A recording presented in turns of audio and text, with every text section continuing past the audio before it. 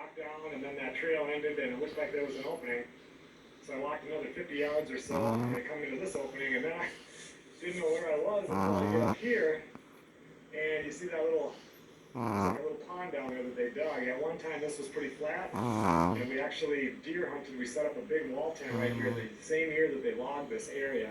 They dug it all out here now. That was years and years ago. It was like, I don't know where I'm at, but now I do. This will bring me back out to the road, and then I just got to take a left and go find my truck.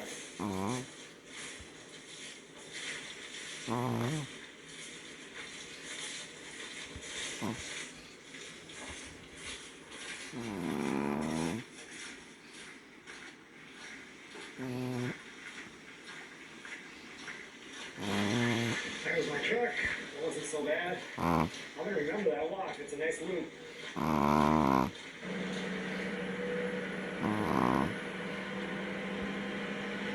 Riley.